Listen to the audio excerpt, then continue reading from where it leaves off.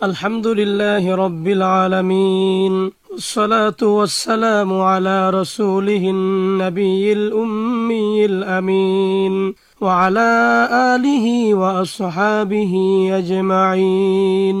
أما بعد، فقد قال الله تعالى في كلامه المجيد والفرقان الحميد: أعوذ بالله من الشيطان الرجيم.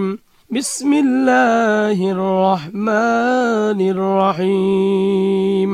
قال ربنا ظلمنا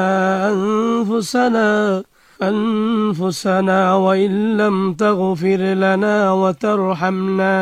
وترحمنا لنكونن من الخاسرين. সদাকাল্লাহুল আযীম।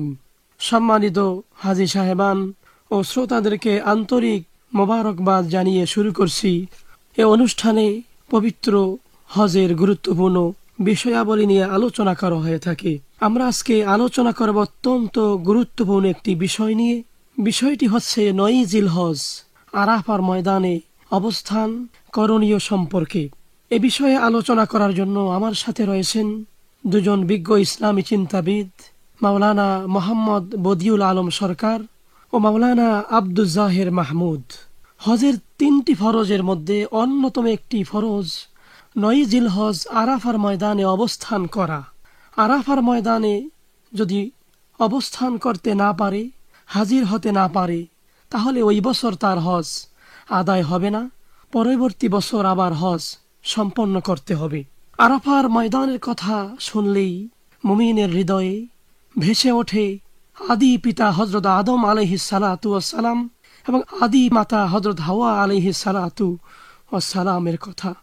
আল্লাহ রাব্বুল আলামিন আদম আলাইহিস সালাতু ওয়াস সালাম এবং হাওয়া আলাইহিস সালাতু ওয়াস সালামকে একটি ভুলের কারণে জান্নাত থেকে যখন বের করে দিয়েছিলেন, দুইজন ছিলেন দুই প্রান্তে, ৩৫০ বছর কেঁদেছিলেন একটি ভুলের জন্য। আল্লাহ রাব্বুল আলামিনের কাছে দোয়া করেছিলেন, রব্বানা যালামনা আনফুসানা, আয় আল্লাহ, আমরা আমাদের নফসের উপর জুলুম করেছি, অন্যায় করেছি। আপনি যদি মাফ না করেন, আপনি যদি দয়া না করেন, লানাকুনান্না মিনাল খাসিরিন, অবশ্যই আমরা ক্ষতিগ্রস্ত হয়ে যাব। আদম এবং হাওয়া আলাইহিস সালাতু ওয়াস সালাম ৩৫০ বছর পরে আরাফার ময়দানে ৯ জিলহজ একত্রিত হয়েছিলেন। আল্লাহ রাব্বুল আলামিন যখন জান্নাত থেকে বের করে দেন, আদম সাফিউল্লাহ আরশে মুআল্লায় দেখেছিলেন আল্লাহর নামের সাথে একটি নাম রয়েছে, লা ইলাহা ইল্লাল্লাহু মুহাম্মাদুর রাসূলুল্লাহ সাল্লাল্লাহু আলাইহি সাল্লাম। আদম সাফিউল্লাহ আরাফার ময়দানে আল্লাহর দরবারে প্রার্থনা করেছিলেন, আল্লাহ, আপনার নামের সাথে যার নাম, তিনি অবশ্যই আপনার প্রিয় ভাজন, আপনি অবশ্যই তাকে ভালোবাসেন, মহব্বত করেন। আয় আল্লাহ, ৩৫০ বছর পরে আমাদেরকে আরাফার ময়দানে আপনি একত্রিত করেছেন আপনার নামের সাথে, যেই নাম, সেই নামের উসিলা দিয়ে আমরা আপনার কাছে দোয়া করছি, আপনি আমাদের ক্ষমা করেন। সম্মানিত হাজী সাহেবগণ, আল্লাহর নবীজির উসিলা দিয়ে দোয়া করার কারণে আল্লাহ রাব্বুল আলামিন এই সেই আরাফার ময়দানে আদম এবং হাওয়াকে আল্লাহ ক্ষমা করে তাদের দোয়া আল্লাহ কবুল করেছিলেন, তাদেরকে আল্লাহ ক্ষমা করেছিলেন। আরাফার ময়দান এমন একটি জায়গা, আরাফার ময়দান এমন এক পবিত্র স্থান, যে স্থানে উপস্থিত হলে হাজিউল হারামাইনদের জীবনের গুনাহগুলো আল্লাহ রাব্বুল আলামিন ক্ষমা করে দিবেন। সম্মানিত হাজী সাহেবান, আরাফার ময়দান গেলে জীবনের গুনাহ ক্ষমা হয়ে যাবে, এর চেয়ে পরম ভাগ্য জীবনে আর কি হতে পারে। অতএব আরাফার ময়দানে যারা হাজির হবেন, যারা উকুফ করবেন, অর্থাৎ অবস্থান করবেন, গুনাহ যেন ক্ষমা হয়। এক লক্ষ্য, এক উদ্দেশ্য থাকবে, লা শারিকা লাকা লাব্বাইক, আল্লাহর সাথে কাউকে শরীক করা যাবে না, আল্লাহ এক, আল্লাহ অদ্বিতীয়।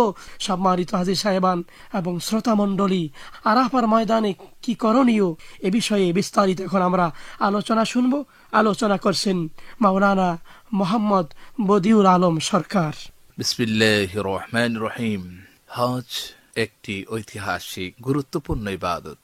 হজের যে সমস্ত ফরজিয়াত রয়েছে, আহকাম রয়েছে, আরাফার ময়দানে অবস্থান করা হজের অন্যতম একটি ফরজ। আরাফার ময়দানে অবস্থান করাটাই কি বিশ্বনবী সরদার দো আলম রসুল করিম মুহাম্মদ রাসূলুল্লাহ সাল্লাল্লাহু আলাইহি ওয়াসাল্লাম ফরজ বলেছেন, গুরুত্ব দিয়েছেন। নবীজি সাল্লাল্লাহু আলাইহি ওয়াসাল্লাম বলেছেন, আল হাজ্জু আরাফা, হজ হয়েছে আরাফার ময়দানে অবস্থান করার নাম। 9 জিলহজ সূর্য উদয়ের কিছুক্ষণ পরে যখন এর আলো চতুর্দিকে ছড়িয়ে পড়বে, তখন মিনা থেকে আরাফার উদ্দেশ্যে হাজী সাহেবগণ রওনা হবেন। আর এই রওনা যখন হবেন, তখন তারা পথিমধ্যে তাকবীর, তাহলিল, তালবিয়া, দোয়া, জিকির, দুরুদ, ইস্তিগফার ইত্যাদি ইবাদতগুলো করতে করতে আরাফার ময়দানে উপস্থিত হবেন। উকুফে আরাফা, এটা হচ্ছে হজের গুরুত্বপূর্ণ ফরজ। মক্কা থেকে 9 মাইল দূরে এবং মিনা থেকে প্রায় 6 মাইল দূরে অবস্থিত একটি ময়দানের নাম হচ্ছে আরাফা। বর্তমানে এর চতুর্দিকে নির্দেশনা স্তম্ভ স্থাপিত আছে। 9 জিলহজ আরাফার ময়দানে অবস্থান করা, সূর্য হেলে যাওয়ার পর থেকে 10 জিলহজ সবে সাদেকের পূর্ব পর্যন্ত যে কোনো ভাবেই হোক একজন হাজী সাহেব সেখানে অবস্থান করতে হবে। যদি আল্লাহ না করুক আরাফার ময়দানে উপস্থিত না থাকে, উকুফ না করেন, তাহলে ওই বৎসরে ওনার হজ বাতিল হয়ে যাবে। আরাফার ময়দানে বিশ্বনবী মুহাম্মদ রাসূলুল্লাহ সাল্লাল্লাহু তাআলা আলাইহি ওয়াসাল্লাম তিনি অবস্থান করেছেন, সাহাবায়ে কেরাম অবস্থান করেছিলেন। আরাফার ময়দানে যখন আরাফার সময় হয়ে যাবে, উকুফের সময় হয়ে যাবে, তখন হাজী সাহেব দোয়া করবেন। এই দোয়াটা মুস্তাহাব। আল্লাহুম্মা ইলাইকা তাওয়াজ্জাহতু ওয়া আলাইকা তাওয়াক্কালতু ওয়া ওয়াজহাকা আরাদতু ফাজআল যামবি মাগফুরা ওয়া হাজ্জি মাবরুরা ওয়ারহামনি ওয়া লা তুখাইবনি ওয়া বারিক লি ফি সাফারি ওয়াকদি বিআরাফাতি হাজাতি ইন্নাকা আলা কুল্লি শাইইন কাদির। আরাফার দিন হচ্ছে সবচেয়ে গুরুত্বপূর্ণ দিন।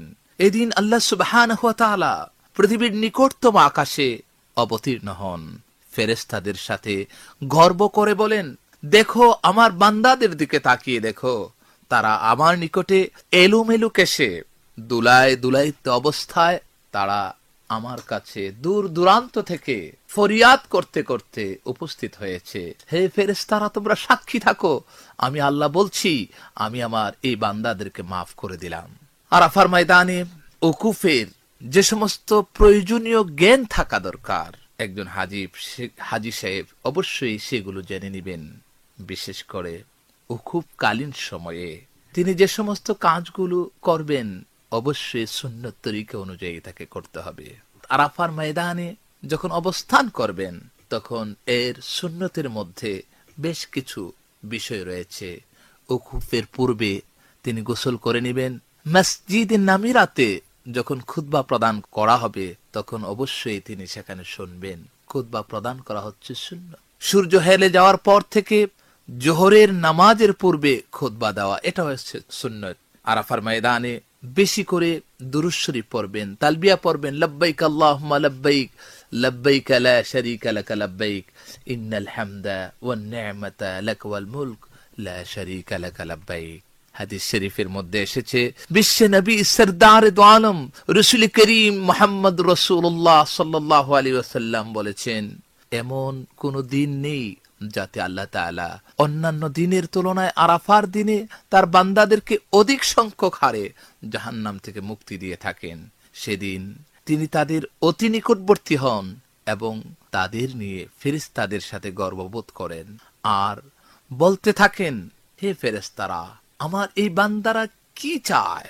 এদিন বেশি করে নিজের জন্য দোয়া করা, নিজের দেশ জাতির জন্য দোয়া করা, নিজের পিতামাতা আপনজনদের জন্য দোয়া করা, জিকির আজকার করা, নামাজ পড়া, কোরআন তেলাওয়াত করা ইত্যাদি তাসবিহ তাহলিলের মাধ্যমে আরাফার দিনে নিজকে গভীর থেকে গভীরতম ভাবে আল্লাহর সাথে সম্পর্ক সৃষ্টি করা, এটা একজন হাজী সাহেবের গুরুত্বপূর্ণ কাজ। আর যারা হজ করার নিয়ত করেননি, তারাও কিন্তু এর থেকে মাহরুম হবেন না। ওই সমস্ত মুমিন মুসলমান বান্দাগণ, আল্লাহর বান্দা এবং বান্দিগণ যদি সেদিন রোজা রাখেন, আরাফার দিনে যদি আল্লাহর কাছে দোয়া করেন, আল্লাহ পাকের কাছে কান্নাকাটি করেন, তাহলে অবশ্যই এই আরাফার ময়দানের যে বিশেষ গুরুত্ব, আরাফার ময়দানের যে বিশেষ ফজিলত রয়েছে, ওই ফজিলত গুলো তারাও পেয়ে যাবেন আল্লাহ পাকের ইচ্ছায়। আরাফার ময়দানে গুরুত্বপূর্ণ ভাষণ দিবেন ইমাম সাহেব। বিশেষ করে বাদশাহের পক্ষ থেকে ইমাম খুতবা দিয়ে থাকেন এবং জোহর আসর একত্রে জামআন ওয়া কাসরান কসর করে আদায় করে থাকেন। সেজন্য হাজী সাহেবগণ যারা আরাফার ময়দানে উপস্থিত হবেন তারা জামাতে শরীক হওয়ার চেষ্টা করবেন। রাসূল আকরাম সাল্লাল্লাহু আলাইহি ওয়াসাল্লাম বলেছেন, খায়রু দুআইন দুআউ ইয়াউমি আরাফা, দোয়া যে সমস্ত বান্দারা করে থাকেন আরাফার দিনের দোয়া সবচেয়ে গুরুত্বপূর্ণ, সবচেয়ে বেশি ফজিলতপূর্ণ দোয়া আল্লাহ পাক কবুল করে থাকেন। 9 জিলহজ সূর্য উদয়ের কিছুক্ষণ পর যখন এর আলো চতুর্দিকে ছড়িয়ে পড়বে তখন মিনা থেকে আরাফার উদ্দেশ্যে তিনি রওনা করবেন। বেশি করে তাকবীর, আল্লাহু আকবার আল্লাহু আকবার, লা ইলাহা ইল্লাল্লাহ আল্লাহু আকবার, তাহলিল তালবিয়া বেশি করে পড়বেন। এভাবে করে একজন বান্দা নিজকে সবচেয়ে বেশি ছোট মনে করে আল্লাহর কাছে দোয়া করবেন। আরাফার দিনের এই গুরুত্ব উপলব্ধি করে যারা হজ করছেন ওনারা যেমনি ভাবে উকুফ করে দোয়া জিকির আজকার করে তাসবিহ তালবিয়া পড়ে সময়টি ব্যয় করবেন, তেমনি ভাবে গোটা পৃথিবীর মুসলমানগণ আরাফার দিনের গুরুত্ব উপলব্ধি করে সেদিন ইবাদত বন্দেগী করবেন। আল্লাহ আমাদের তৌফিক দান করুন। আলহামদুলিল্লাহ, আমরা এতক্ষণ পর্যন্ত আরাফার ময়দানে অবস্থান পরবর্তী করণীয় সম্পর্কে মাওলানা বদিউল আলম সরকারের কাছ থেকে অত্যন্ত গুরুত্বপূর্ণ আলোচনা আমরা শুনলাম। যে আলোচনা আমরা শুনব এই আলোচনাগুলো যেন আমরা আমল করতে পারি।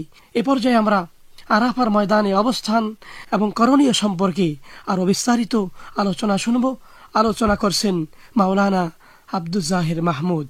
ইসলামের মৌলিক 5টি স্তম্ভের মধ্যে হজ অন্যতম একটি ইবাদত। হজ সম্পাদনের মধ্য দিয়ে মানুষ সহজেই আল্লাহর নৈকট্য অর্জন করতে সক্ষম হন। মহান আল্লাহ কুরআনুল কারীমের সূরা আল বাকারায় ইরশাদ করেন, ওয়া আতিম্মুল হজ্জ ওয়াল উমরাতা লিল্লাহ, অর্থাৎ তোমরা মহান আল্লাহর উদ্দেশ্যে হজ ও উমরাহ পালন করো। সুতরাং যাদের হজে যাওয়ার সমুদয় সামর্থ্য আছে তাদের প্রত্যেকের হজ করা উচিত, না হয় বান্দাহ গুনাহগার হবেন। আল্লাহ সুবহানাহু ওয়া তাআলা ইরশাদ করেন, ওয়ালিল্লাহি আলান নাসি হিজ্জুল বাইত মান ইসতাতাআ ইলাইহি সাবিলা, অর্থাৎ মানুষের মধ্য থেকে যারা কাবা গৃহে পৌঁছার দৌহিক ও আর্থিক সামর্থ্য রাখে তারা যেন এ গৃহের হজ সম্পন্ন করে। আমরা জানি হজের ফরজ হল 3টি, যেমন ইহরাম বাঁধা, আরাফাতের ময়দানে অবস্থান করা ও তাওয়াফে জিয়ারত করা। হজের গুরুত্বপূর্ণ ফরজসমূহের মধ্যে উকুফে আরাফাহ তথা 9 জিলহজ আরাফার ময়দানে অবস্থান করা বাঞ্ছনীয়। এই প্রসঙ্গে রাসূল করিম সাল্লাল্লাহু আলাইহি ওয়াসাল্লাম বলেছেন, আল হজ্জু আরাফাহ ফামান আদরাকা আরাফাহ ফাকাদ আদরাকাল হজ্জ, অর্থাৎ হজ হচ্ছে আরাফায় অবস্থান করা, অতএব যে ব্যক্তি আরাফাতে অবস্থান করেছে সে হজ পেয়েছে। লক্ষ লক্ষ হাজী সাহেব সেদিন লব্বাইক আল্লাহুম্মা লব্বাইক লব্বাইক লা শারীকা লাক লব্বাইক ইন্নাল হামদা ওয়ান নি'মাতা লাক ওয়াল মুলক ধ্বনি উচ্চারণের মধ্য দিয়ে এক আল্লাহর স্বীকৃতি দিয়ে থাকে। বিভিন্ন বর্ণ ও বিভিন্ন ভাষার সকল মুসলমান একই ধরনের ইহরামের কাপড় পরিধান করে এখানে সমবেত হন। এ যেন মুসলিম উম্মার ইস্পাত বন্ধনের এক ঐতিহাসিক চিত্র। মূলত আরব অনারব, ধনী গরিব, সাদা কালো সকল মুসলমান ঐক্যবদ্ধ হন, কারো মধ্যে কোনো ভেদাভেদ ও পার্থক্য থাকে না। এ যেন মুসলিম ঐক্য, সংহতি ও ভ্রাতৃত্বের এক অপূর্ব নিদর্শন। হাজী সাহেবগণের আরাফাতের ময়দানে বেশ কিছু করণীয় কাজ রয়েছে, এগুলো বিশেষভাবে খেয়াল রাখতে হবে। যেমন আরাফাতের দিন সূর্যোদয়ের পর আরাফাতের ময়দানে পৌঁছে বেশি বেশি তালবিয়া পাঠ করতে হবে। সম্ভব হলে আরাফায় পৌঁছে গোসল করা, এটা সুন্নত। তবে গোসলের সময় অতিরিক্ত ঘষামাজা করা যাবে না, যার কারণে শরীর থেকে পশম পড়ে যায়। জোহরের পর থেকে সূর্যাস্ত পর্যন্ত আরাফার ময়দানে অবস্থান করা ওয়াজিব। আরাফাতের ময়দান অনেক বিশাল, এর যে কোনো জায়গায় অবস্থান করা যাবে। আরাফাতের ময়দানে মাগরিবের নামাজ পড়া থেকে বিরত থাকতে হবে। মুজদালিফায় গিয়ে মাগরিব ও এশা একসাথে পড়বেন। আরাফাতের ময়দানে জোহর ও আসর একসাথে কসর হিসেবে আদায় করবেন। অযথা সময় নষ্ট না করে বেশি বেশি দোয়া করবেন ও গুনাহ মাপ চাইবেন। প্রত্যেক হাজী সাহেবকে সাবধান থাকতে হবে যাতে মশা, মাছি, পোকা মাকড় ইত্যাদি হাজী সাহেবদের হাতে মারা না পড়ে। এমনকি গাছের ডাল ও ভাঙা যাবে না, পাতাও ছিঁড়া যাবে না। আরাফাতের দিন আল্লাহ তাআলা তার বান্দাদের গুনাহসমূহ মাফ করতে থাকেন। আরাফাতের ময়দানে সকল নবীগণ ও আল্লাহ রসুল সাল্লাল্লাহু আলাইহি ওয়াসাল্লাম যে দোয়াটি বেশি পড়তেন সেটি হল লা ইলাহা ইল্লাল্লাহু ওয়াহদাহু লা শারীকা লাহু লাহুল মুলকু ওয়া লাহুল হামদু ওয়া হুয়া আলা কুল্লি শাইইন কাদির। সুতরাং আমরা যারা সেখানে অবস্থান করব, আমরাও এই দোয়াটি বেশি বেশি আমল করার চেষ্টা করব। সম্মানিত হাজী সাহেবগণ, আরাফাতের ময়দান গুনাহকে ধুয়ে মুছে নেয়ার জায়গা, নিজেকে পাকসাফ করে নেয়ার জায়গা। তাই আসুন আরাফাতের প্রতিটি করণীয় সুন্দর ও সার্থকভাবে পালন করে আমরা আমাদের হজকে অর্থবহ করি। আল্লাহ সুবহানাহু ওয়া তাআলা আমাদের প্রত্যেকের হজকে কবুল করুন। আলহামদুলিল্লাহ, আরাফার ময়দানে অবস্থান ও করণীয় সম্পর্কে মাওলানা আব্দুল জাহির মাহমুদের কাছ থেকে আমরা অত্যন্ত চমৎকার আলোচনা শুনলাম। সম্মানিত হাজী সাহেবান, হয়তো জীবনে আর কোনোদিন মক্কাতুল মুকাররমা মদিনা তৈয়বা যাওয়ার নসিব নাও হতে পারে। হয়তো জীবনে আরাফার ময়দানে অবস্থান করাই শেষ। অতএব বড় নেয়ামত মনে করে এই অবস্থানের সময়টুকু জিকির আজকার, তাসবিহ তাহলিল, দোয়া দুরুদ, দুনিয়ার সব কিছু চিন্তা চেতনা, লোভ লালসা, মোহ মাৎস্য, পরিবারের কথা, দেশের কথা, সমাজের কথা সব কিছু এই মুহূর্তের মধ্যে ভুলে গিয়ে একমাত্র আল্লাহর দিকে রুজু হতে হবে, আল্লাহর দিকে মনোনিবেশ করতে হবে। যারা মক্কাতুল মুকাররমা মদিনা তৈয়বায় হজ জিয়ারতের জন্য গেছেন তাদেরকে হজ্জে মাবরুর আপনি নসিব করুন আল্লাহ। সুস্থ শরীরে সুন্দরভাবে হজের প্রতিটি আহকাম সম্পন্ন করে নিজ নিজ গন্তব্যস্থলে আবার ফিরে আসার তৌফিক দান করুন। আল্লাহ রাব্বুল আলামিনের দরবারে এই প্রার্থনা করছি।